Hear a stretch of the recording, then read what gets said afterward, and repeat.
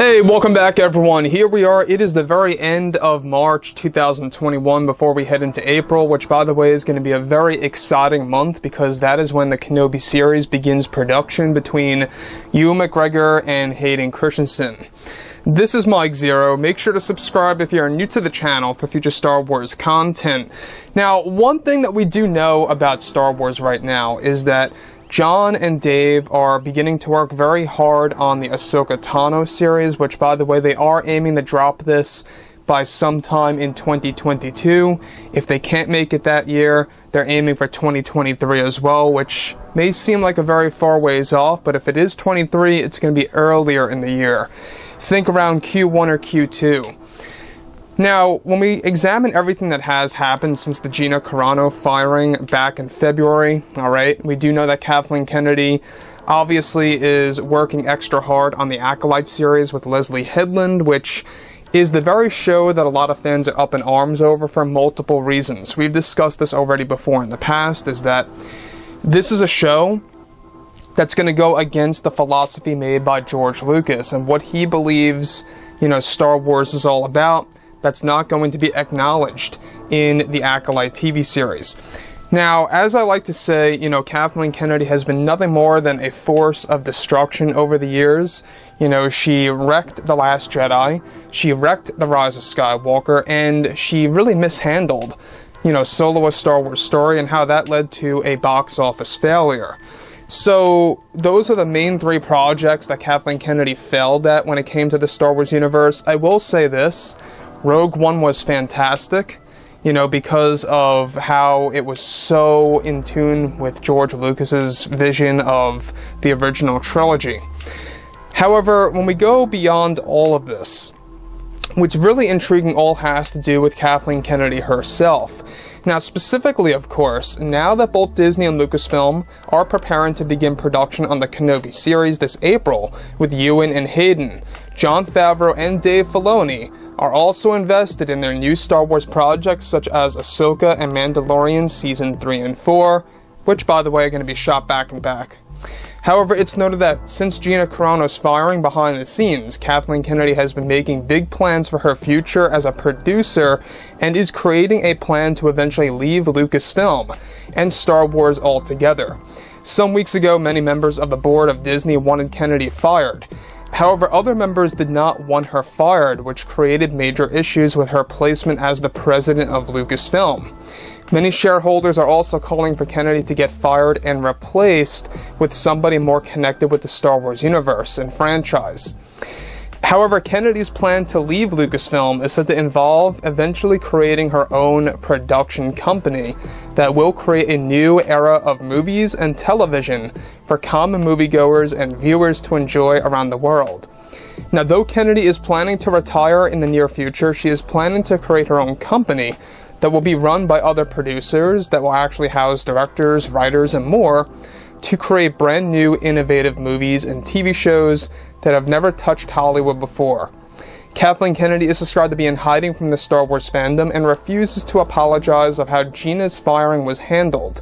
Kennedy is said to plan to transfer many Lucasfilm employees over to her company in the next couple of years that will create movies and TV shows more in line with her agenda that will inspire other studios and production companies to do the same. Now, for now, Kennedy is busy with the Acolyte series with Leslie Headland on a creative scale, which, by the way, she's going to lose creative power coming this June. So they're still pushing for that 22 release. I still don't think that they're going to make it. Alright, so let's focus on this, alright, because this guy right here, I'm not really all too impressed with how Kathleen Kennedy and her ego is really beginning to really get to a lot of fans now. Now, obviously, she's not going to be running the show in person. This big plan of hers that's actually been said to be in the works for a number of months now, of her creating her own production company, alright, transferring a lot of Lucasfilm employees to another company, it just tells us that what Kathleen Kennedy is afraid of is the division within Lucasfilm where the side that's against her will win, essentially. That's, of course, the side that is more in line with Gina, Jon Favreau, George Lucas, and their vision of Star Wars, right? So, there has been this division. Gina Carano confirmed this, that there's a lot of Lucasfilm employees that tried to protect her, and there's a lot of Lucasfilm employees that were trying to get her fired for months on end. This company is very much, I don't know, toxic, if you will.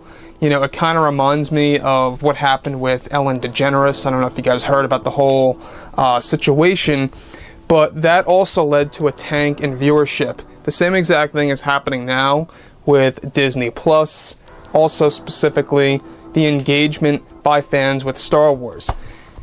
You know, when you learn about a toxic environment or a toxic, working place, it really gives the viewers a little bit more clarity of how these people operate behind the scenes and what their real motive really is to get this material out, at least on the other side. So Kathleen Kennedy creating her own production company, this is going to be a very, very interesting process, and not in the good way, because obviously what she's trying to do is that she's trying to create what she has always wanted to do with Star Wars without any interruptions. That's basically what her plan is. Obviously she has the funds to create her own company, no problem.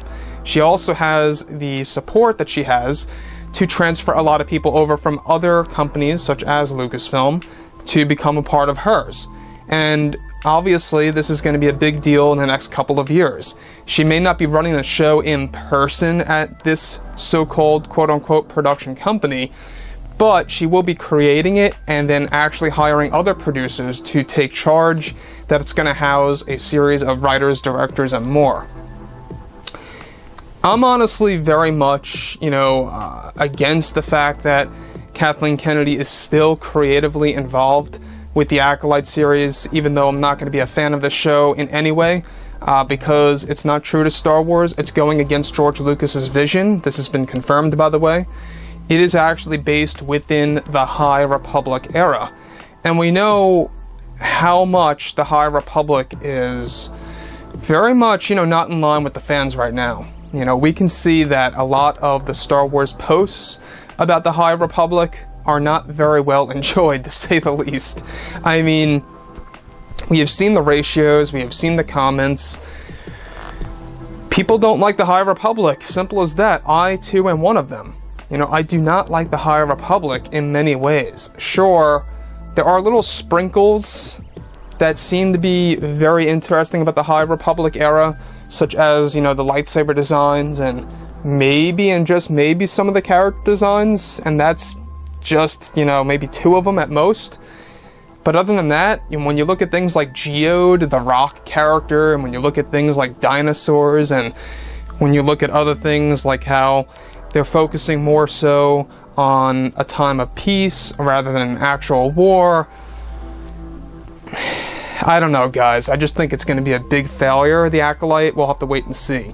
So, like I've said before in the past, I think that Leslie and Kennedy, they're going to try their absolute best to get this out next year. I think it's going to be a Batwoman 2.0 situation. Let's see what happens. And if you guys, did enjoy the content for today, do make sure to drop a thumbs up on this video to support the channel. I thank you all so very much for the kind support, and I'll catch you guys next time.